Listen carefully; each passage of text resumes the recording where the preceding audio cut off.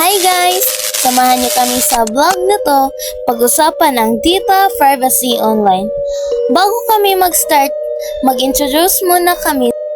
Guys, welcome to our vlog. Ako si Maria Altia Jill Manok and this is my partner. And I'm Trina Joy Maki. We hope you're having an amazing day. For today's vlog, we are going to talk about something na ginagawa natin araw-araw pero minsan nakakalimutan natin bigyan ng importance.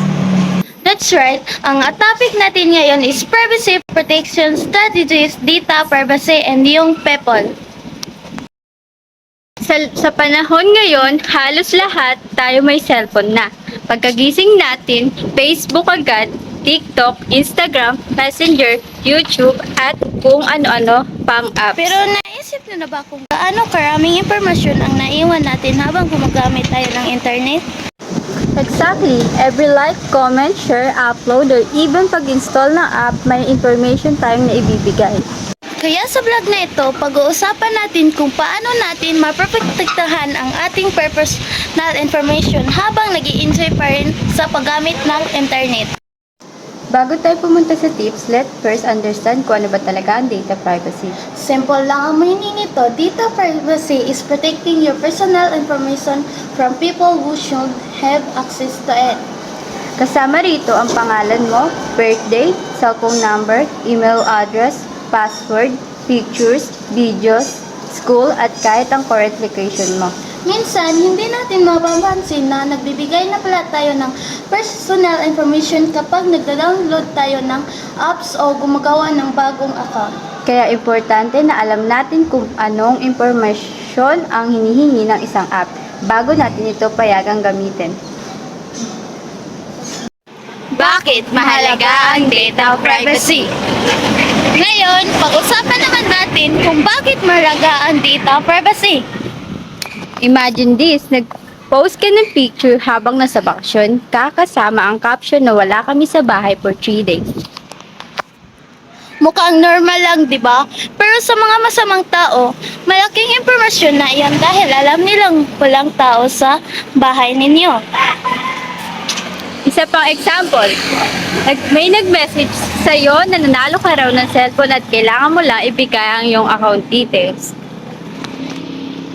Kapag nawala ka agad, posible na mawala ang account mo o mananakaw ang personal information mo. Kaya, hindi lahat ng nakikita online ay dapat paniwalaan. Sa iniwang pagkakamali ng kabataan. Let's be honest, ano-ano nga ba ang common mistake natin online?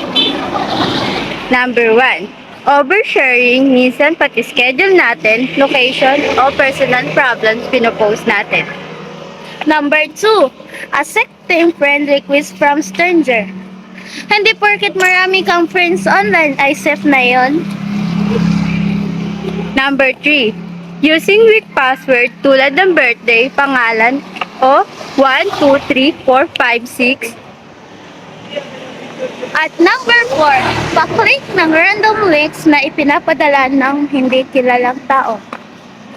Minsan, isang click lang pwede nang ma-hack ang account mo. Let's answer some quick questions.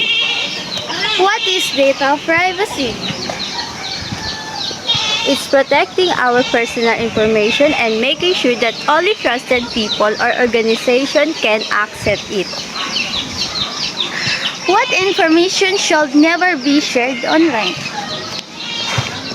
Password, OTP codes, ATM information, home address, school ID, and any confidential information. How can we protect ourselves? By using strong password, keeping accounts private, avoiding suspicious links, and thinking before posting. How can we help others? Teach our family and friends about online safety and remind them to protect their personal information. At the end of the day, the internet is a great place to learn, communicate, and have fun. Pero tatandaan natin na hindi lahat ng tao online ay may magandang intensyon. Being smart online doesn't mean being afraid of technology. It simply means using technology responsibly and protecting ourselves from possible risks. Always remember, think before you click, Think before you share. think before you trust. Small action like creating a strong password, checking your privacy settings, and avoiding oversharing can make a big difference in keeping your personal information safe. We hope this blog helped you understand why data privacy is important, especially for young people like us. Thank you so much for watching. If you learned something today, don't forget to share this tip with your classmates, family, and friends. Stay safe, stay smart online, and always protect your privacy. See you in our next vlog. Bye everyone!